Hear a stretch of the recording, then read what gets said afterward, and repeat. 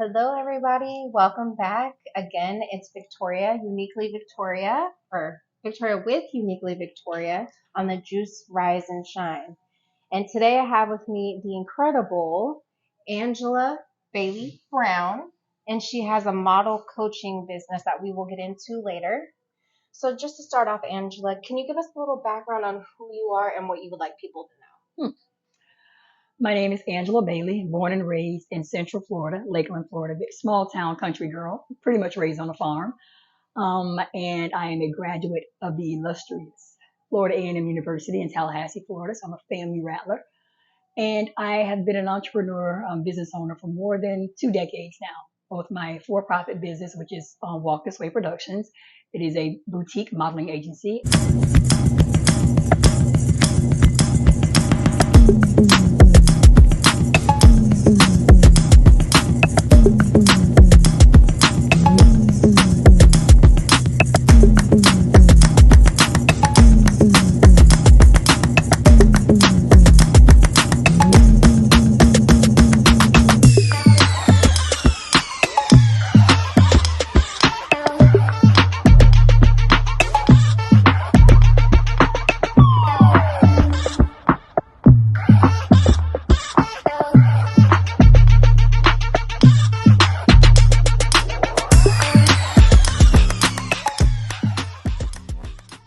And my nonprofit organization, Urban Reflections, which is a mentoring organization dedicated to empowering underserved youth living in underserved communities.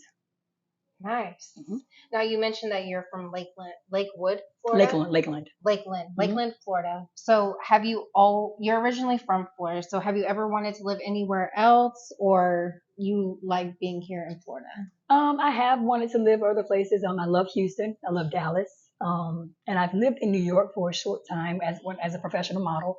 After college, I moved there after graduation to work as a professional model. And I thought I would love living there, but I didn't. Was it real? It's the kind of place that you kind of visit and, back and forth. And living there was just too much for me. I'm a country girl again, and it was just a little too intimidating for me, too fast. Okay. I do love Atlanta, and I do plan to possibly live there at some point later on in my life. Oh, Yeah. interesting. Okay. So what was it like growing up as a kid here in Florida for you? Extremely fun. I mean, I didn't know we were a small town country girl. We assumed the rest of the world operated the way that we did. I spent years as a barefoot, tomboy running around, playing with my friends, having a good time. So yeah, I really didn't. I thought it was awesome. We were footloose and fancy free. Okay. And so when did you get your way down to Miami? I didn't move to Miami until it was about maybe 10, 12 years after college. I moved back home. I was in Tallahassee, then I moved back home to help take care of my mother. My mother became ill, so my sister and I moved back home to take care of her. And then after we lost her to cancer, I then moved to Miami maybe a year and a half later to build the business, to grow the businesses, because we started the businesses in Central Florida, where we were from. Okay. And we just wanted to grow the businesses and expand them. So we expanded to both Tallahassee, where we went to school, and then also Miami was our new location. And Miami has been the spot. I mean, I have enjoyed everything about being here in South Florida. The businesses have grown. I met some incredible people, and I like it. I'm glad I made the move. Great. So you answered my next question. So you do actually love living here in Miami? I do. I'm a stickler for the Florida sun. So me in colder climates just wouldn't work full time. I couldn't do it. But I love Florida. Everything about and the water is my saving grace. Yes. I live near the water now, and I can't see myself anywhere else. Even if I do, it couldn't be again long term. So Okay. yeah, I understand with you in regards to water because when I moved here, it was like the water just cleared my vision. It does. It just made me like go. Oh yeah. So Oh I yeah. understand that. I often tell my husband now we have our apartment is our condo is right on the water, so we're able to look out at it as soon as we walk in the door. And I tell him all the time that that water view has saved his life many a times, because when you're frustrated, when you're not feeling so good or had a bad day, water just has a way of calming you. Yes, it does. Yeah. I wish I lived by the water, but I don't. You will. So now that you're here in Miami, how do you feel with everyone moving to Miami? I'm not. That doesn't really bother me as much as probably because I'm not a native. I Okay. know the natives don't like it at all. Yes. But I moved here for opportunities, so I am not at all mad at anyone moving here to grow businesses, to just kind of find a better way of life, whatever it is. I'm all for it. But again, keep in mind that I'm not a native. It doesn't bother me at all. Yeah. Because, I moved here, so I can't hate on anybody else who does. Right. Yeah. Same here, but I definitely understand the frustrations. Well, yeah, I The mean, because natives. everything is going up, Yeah. But hey, such is life, right? Exactly. Yeah.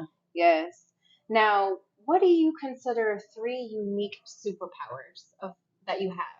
Oh wow, superpowers that I have. That you feel that are rare that or that you specifically can Hmm. possess to do what you do? Well, I consider myself to be extremely creative, um, and I'm good with people. Mhm. Everyone that I meet, my friends always tease me. I don't know a stranger at all. I mean, I'm gonna get to know people. I want to talk, have a conversation, and what else? I think I feel like I'm really good with young people. I think that I can be, I'm very understanding. Um, I try to get on their level and, at some point empower and or educate or enlighten them. So I think those are my superpowers. I think if those are considered superpowers. Yeah, if that's what you feel is. So just make sure you said creativity, good with people, and good with young people. Hmm. Okay. Yeah. So everything to do with people. Yeah, I guess you're right. And I say that because a lot of my peers have this thing about young people these days. And when I say young people, I mean kids that are not their own. They feel there's some huge disconnect. I don't feel that at all. For some reason, I think from working with children for well over 25 years, I am able to understand them even when they don't say anything. I kind of get a vibe of who they are and I kind of meet them there. Okay, so Yeah. even the way that society is going Oh right now, yeah, you kind of do you like the path that it's going with the younger generation, not at all. or No, I'm afraid. I'm afraid for them. I'm afraid for me. It's not a good look, unfortunately. And I was just talking to someone about that in a chat this morning on Instagram, Facebook. okay? They were talking about the different garments and outfits that the young people had on at the BET Awards. Mm-hmm. And they said, somebody mentioned something like her parents have failed her. And I say we all have failed her. I think that as a Generation X, we have failed our young people because um, we're not. I don't think we're bringing them up right. I know I get a lot of flack for that, but I just feel like we are with us trying to give them everything that we didn't have has been a blessing and a curse.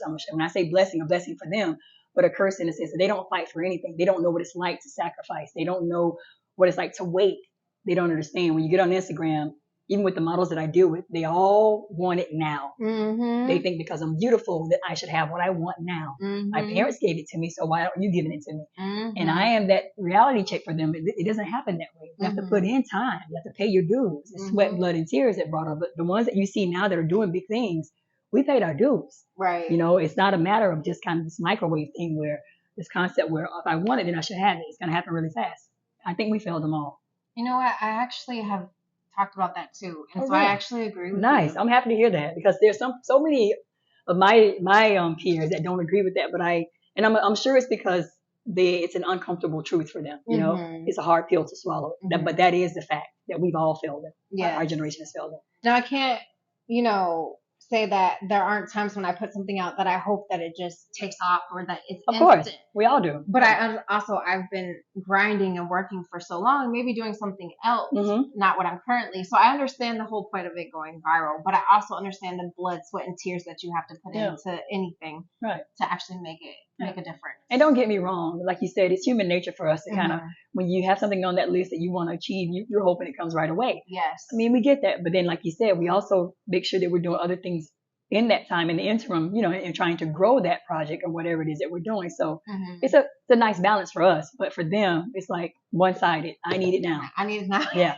Quick money. Yeah. I want it now. I want the fame now. Yeah, I agree with you on that one, actually. So to you, what does a woman signify to you, especially being a Black African American woman? Strength. It's tough. And all of us know that. And we have incredible endurance, resilience. I take being a Black woman extremely, extremely personal, serious. It's who I am. I really try to make sure that I convey that in everything that I do.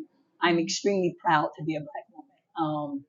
And just hearing the question and me thinking about that just kind of gives me goosebumps, just because You gave me goosebumps.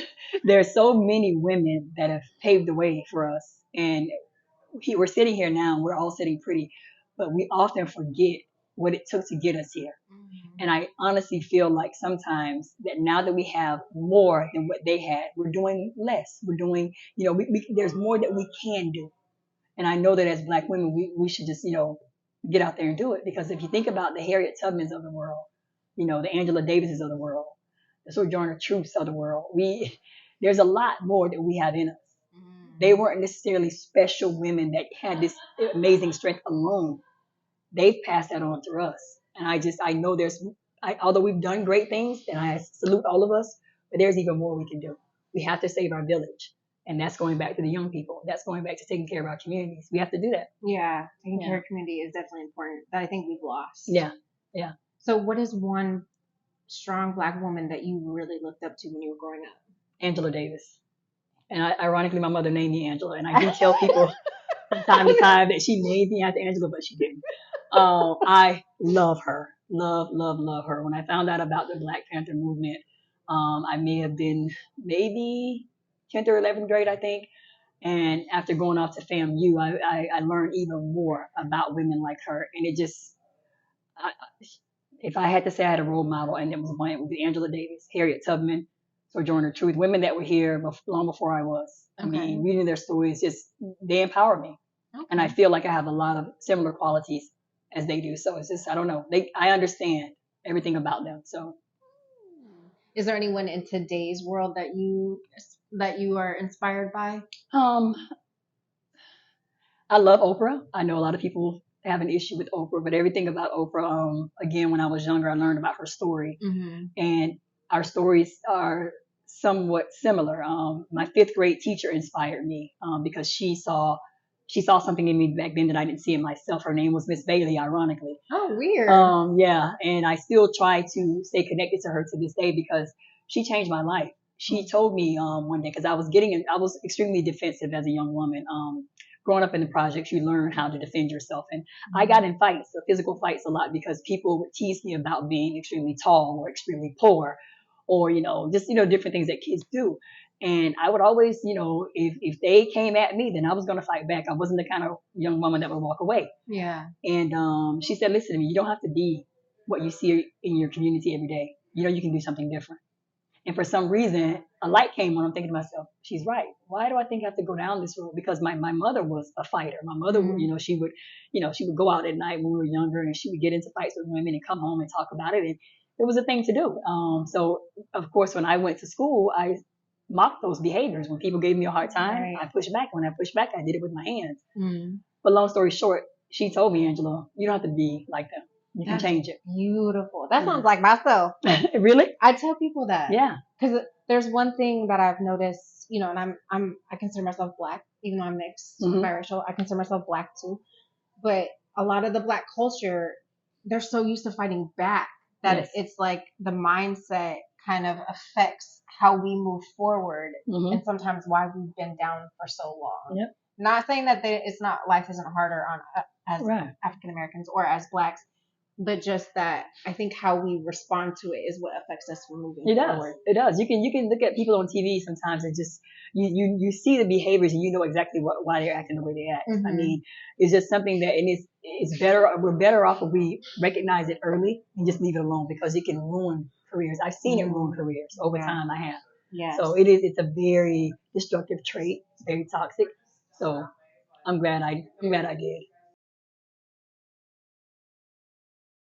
So, Angela, as an unstoppable woman, how do you personally face or overcome your challenges? I'm God-fearing, so I pray first. Okay. I pray first. And I trust the process. Again, I haven't always been that way. When I face challenges, I remind myself that everything happens as it should. Nothing interrupts divine order. Now, again, it's not always that easy. It's not always that pretty. But as I've grown over the years, I've learned to lean on my faith and trust the process. That's good. So when you were initially not trusting the process, how would you overcome? It was ugly. It was ugly. I'm a country girl again. Keep that in mind. So yeah, I would get frustrated. I would, and when you're frustrated, you lose sight. You can't focus. And I would have a fit. Seriously, I'm a perfectionist in a sense where if I have things lined up, I'm anal about things happening in my order, in the way that I want them to, in the time that I, you know, created. So Yeah. I would really get frustrated, and I'd have to kind of have friends and family, a few of them that would kind of just. My sister is really good at that. She's a yin to my yang. She's extremely peaceful. She's extremely calm. So she has a way of calming me down. And then fortunately for me, my husband takes on that same role. He does not get anxious about anything. He does not get upset. He's very just a really mild man. He's Caribbean, and that's kind of different. But I don't know, for some reason, the way he was raised, he just has this mentality a lot like my sister, where nothing really gets him too wound up. We're the exact opposite. So again, he keeps me in place. A good balance for me. I love that. I'm the wild child. I'll be honest about that. So prior to me accepting things happen as they should and being all, I was the wild one that acted a fool. I didn't like if things didn't happen the way that I wanted them to when I wanted them to, then I would kind of lose it. You know what? Actually, I have the same similarity. Yeah. And I always consider myself the wild child too. Oh yeah, I am. Like when my hair's curly, I'm like, it's just like the owner. It's wild. And out of my friends, everybody would say, "Who's wild?" And they would say me. So I'm not going to pretend that I've always been calm, because I'm really not. I'm trying to accomplish that. That's where I'm headed to. But yeah, for a long time, I would be the one to act up when things didn't go I Very interesting. Oh yeah. Okay. Now, what is one weakness you feel that you have that you see as a beautiful flaw? Oh, I can be guilty of spending way too much time with people who don't want it. Because I work with young people, both models and those in my nonprofit. When I see potential, I push and push and push and give and give and give and give. And it can be exhausting. It's exhausting. It's draining. I've lost a lot of time and resources dealing with people who just didn't want it. And it takes a lot for me to get it and to get off the bus. I will stay and say, "Are you sure? I mean, you can have this, you can have that." And I've wasted time doing it. So I do consider that to be a beautiful flaw of mine. And I'm working now. I'm trying to kind of work out of that, just to get away from that. I love that one. Yeah, but it's tough. It is. It's tough. I mean, I don't know what it is about. I don't know why I'm wired that way. And I really wish that I wasn't, to be honest with you. I really wish when I think back on the years of the time, the money, and the resources that I've spent on people, just trying to make them get it. And wow, you stay way too long. Yeah. They have that one saying, you can bring the horse to the lake, but you can't make it drink the water, something like that. Yeah. They have to want it for themselves. They do. You can want it all day, but if they don't want it for themselves, then you're getting nowhere. So it's a harsh reality. It's true. Yep. I completely agree. Now, like you said, that you own your own model coaching agency or boutique. It's a boutique modeling agency, so to speak. It's like a what we call a mother agency. Those type of agencies are kind of done away with. They don't really have very many of them anymore. But we are an agency that works with aspiring models and talent, and we help groom them. We educate them. We enlighten them. We empower them.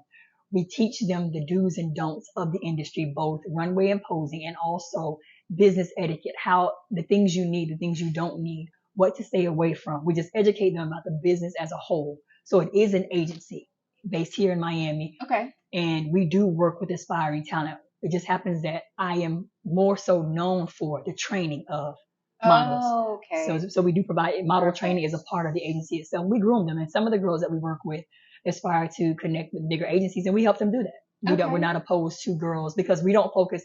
The reason that we don't come across as a typical agent, because we're not spending a good amount of our time looking for jobs for them. Now, we do, from time to time, people contact us for models, and we have no problem working with them, but we don't commit ourselves to helping models get jobs. We commit ourselves to educating them and training them for the business. We're developing talent. Good clarification. Thank you. Yeah, you're welcome. Perfect. Yeah. So before we get into that, like deeper into your actual whole Okay. your business and just you. When you started modeling, was it something that you always wanted to do, like since you were young, or is something you discovered as you got older? Not at all. And I didn't necessarily discover it. I was discovered. As a young woman, I was a tomboy. I Mm-hmm. was, extremely tall, flat in the front, flat in the back. So again, I was teased a lot. In the black culture, you need curves. So the boys weren't really checking for me. So again, me being a tomboy is where I was comfortable. I went off to college and Okay. they had a modeling troupe there. And the young man that recruited me, to this day, he's still a good friend of mine. I love him to death because he changed my life as well. Tyrone Andrews got me into a modeling troupe at FAMU, and I liked it once I got past the crazy part of it because the training itself was tough. It was tough for me.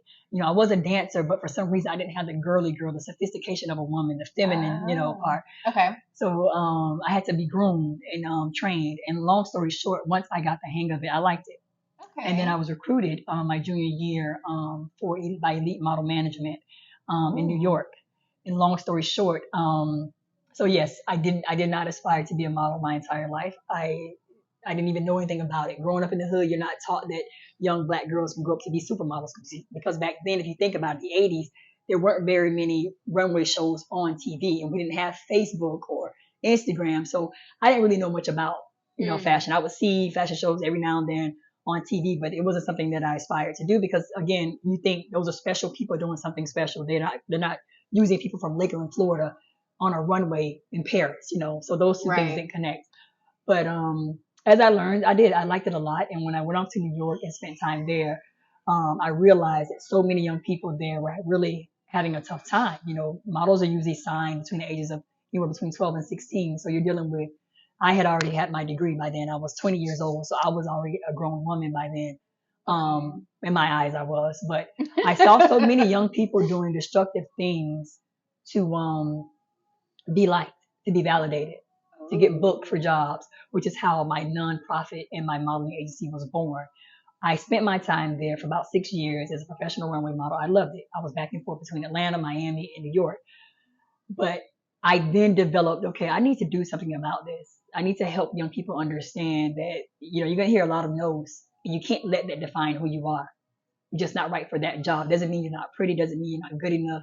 Doesn't mean, you weigh too much or, all those negative things we think about. So while I was spending my time there, it afforded me the opportunity to make really good money because that was back when runway models were paid really good. These days, they may offer you a biscuit and a chicken sandwich or something, but you're not getting paid. That's the reality of it. But I started thinking about what I could do to make it better.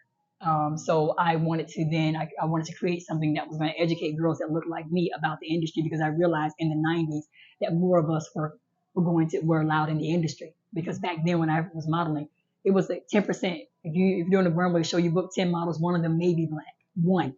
They never had two black girls in one show. So if you had Tyra in the show, then Naomi can forget it on that one. If you had Naomi, you can forget it. And you're talking about Angela Bailey, it was really tough. So it was I wanted to change things and I figured that was my way of changing. I couldn't change the way the powers that be thought about black skin and melanin. I wanted to make sure that the ones that got through the door would be educated. That's very empowering. Yeah. I like to hear that. No, you were an actual supermodel? No. I thought you mentioned that. I was like, you're a supermodel? So what I meant is when I said I use Naomi and Tyra because those are the ones that we know. Yes. And truth be told, and I'm no shade at all, Naomi is my favorite. But there are so many other gorgeous women that could walk their butts off during that time that never, ever, ever, ever got the limelight because again, you're talking about late 80s, early 90s. There was only room for one or two of us. So if Naomi and Tyra had it covered, then nobody else was going to be, was going to be out there in the forefront. The designers all went to them because again, they just didn't give us the kind of platform or the kind of shine that they gave the number of different white girls that had it. That's just a fact of it. But there were a lot of gorgeous women during that time that could walk their butts off, that could model their butts off, and no one ever knew their name because of the fact there were two out there in front, and that's all they were going to allow at the time. That was a maximum. Wow. Oh yeah. I'm learning so much. I love it. Oh yeah. So, since you didn't desire or even know that you wanted to be a model? Did you have a dream of something? Like, did you dream Not at all. of The first thing I told my mom when I was 12 years old that I wanted to be the president. I wanted to be in politics. I really did. I wanted to be in politics. I went to school. I had a political science degree. And as my master's, I wanted to be in politics. I wanted to be a lawyer. I wanted to really, I had all the steps planned out, get the poli-sci degree, go to law school, so on and so forth. But the closer I got to that dream, I realized I didn't want to do it. I started working with the Florida Bar Association in Tallahassee while I was in school, and that's a law association. And being around lawyers and hearing their stories, I said, this won't be my life. I was much more too creative for that. That's too boxed in for me. So the more I learned about it, it kind of turned me off. I love that you share that because myself, I've tried to fit myself in the box for so long that when you find that you're not meant to be in the box, it's an empowering thing. But the fact that you discovered that earlier in life, I wish I would have done the same thing. And I try to tell young people that all the time, you know, give yourself some grace because you can't know it all. You decide at 17, this is going to be my major, and you start pursuing that. And that's all you're doing for the next 2 or 3 years. But it's not until you expose yourself either to that particular career or other things that you realize, wait a minute, maybe this isn't for me. Right. So give yourself grace. I mean, and I am grateful that I found out early. Who knew that I was going to work for an association for lawyers and be around lawyers all day, listening to their stories. And some of them even told me, this is not what you want. This isn't what you want. It's a vicious hole. And once you're in it, you're stuck for life. Oh, no. I mean, and I appreciated that because they were right. It wasn't what I wasn't built for that. I love that. That's, like I said, that's an empowering sentence right there. Oh, yeah. That is good to know. So you kind of mentioned this already, but outside of your business, you have done a nonprofit as well. What made you want to start one? But you kind of already clarified that. Yeah. Outside of what you've said, what truly made you want to start the nonprofit? Because growing up, my mother, great woman, she made sure that everything was taken care of as it relates to the basic necessities.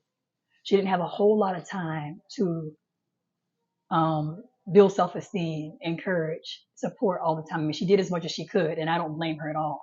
But I think about other young women that grew up during that time and other young women that are growing up now and how the home sometimes just lack that really good foundation as it relates to building self-esteem and confidence. Because in the hood, you're never thinking about those things. You're thinking about survival. You're not thinking about how does Angela feel on the inside? Is she fighting any battles that I can help her with? Does she feel left out at school? Does she feel like not pretty enough? So my sister and I created the program to kind of be what we needed when we were 8th grade, 9th grade as young people, 12 years old. You know, we wanted to provide those resources. We wanted to give girls a platform or an opportunity or a space where they can feel safe and just share the different trials that they were dealing with school and at home. And, you know, just wanted to know their dreams and wanted to do what we could to help them pursue them and or discover their dreams, their passions, you know, so that's pretty much what it was all about. We wanted to create something. And when we created it, we didn't know it was going to be a nonprofit. It was a community service program that we started in one of the housing projects that we lived in before. And the program grew. There were more and more girls that wanted to be involved. I mean, and it made sense because there were so many of them that just lacked those. Some of them came from single parent homes and mom was never even home because mom was working 2 and 3 jobs. Right. So mom's working 2 and 3 jobs when her daughter would have issues with, let's just say, menstrual cramps or just menstrual issues. Mom would maybe be able to provide the resources that she needs as far as taking care of it. But could mom talk to her and educate her about what it was? Could mom tell her, you know, why you're feeling this way, what this is all about, how long you're going to deal with it? Right. So we created a program that just kind of served that purpose. And so what has it turned into today? I know that you said that it's gotten bigger and bigger. So where is it at currently right now? It's still running, and we are very grateful. We're here working in the Miami area with Alonzo Morning Charities, the Morning Family Foundation, Overtown Youth Center, Honey Shine, and different local organizations that we partner with them to provide the services that our organization provides. I believe in partnerships and collaborations because no one nonprofit can do it all. And our main focus is self-esteem, confidence in boys and girls. We've now expanded the program to include young men. And we also have a fitness training program for them. With the girls, I use fashion and modeling as a vehicle to build self-esteem and confidence. So they learn basic model techniques. They learn how to walk the runway. They learn about posing. But first and foremost, we build their self-esteem and make them understand that nothing or no one outside of God has the power to even validate you as a person. You don't need validation from anyone else, not your boyfriend, not your friends. Focus on you. So that's powerful. Yeah. That sounds like a great nonprofit. Oh yeah. And a lot of women, I'm sure, need that. Oh yeah. And we've worked with, I think now we're up to maybe thousands of girls that we have worked with over the years throughout the state of Florida. Wow. Oh yeah. That's amazing. Long time. Wow. I'm speechless. I am too, and I'm tired. Well, we got another half. So no, I don't. I mean tired from putting 2 years, 25 years into the program. Yeah, that's a long time. Yeah, wears you out. I mean, it's rewarding but exhausting. I'm sure. It's tough. It is. Yeah. Because I'm like, you're trying to change certain people's mindset, and it's very exhausting to do so. Oh yeah, and you're talking about decades here. So now, it's not just my generation's children I'm dealing with. I'm dealing with their children's children. Right. So there comes a new set of challenges. That's like huge disconnect. So we find our way to work with them, and we make it happen. Wow. The generation that was born online. I mean, they have Instagram at 5 and 6 years old. I mean, come on now. That's a tough one. You talk about peer pressure. That's from anyone. That's the whole world. They're looking at your photographs. They're not getting likes. It can be very destructive. It can. Very destructive. I've always said that social media is the reason why things are the way they are now in the society. I agree. It's a blessing. It's a blessing and a curse. It is. For people like us that are business owners, that are adults, that we understand life, it's a benefit because, things are free. Free is always good. But for someone 12 years old who's discovering themselves and trying to figure themselves out, it's toxic. It's tough. Yes. Yep. Now, on that note, we're going to take a quick break. Okay. Make sure you stay tuned for part 2, the Juice, Rise, and Shine. Next, we'll get more deep into Angela's modeling career and, her journey and all of those natures. So make sure you stay tuned if you're interested in modeling.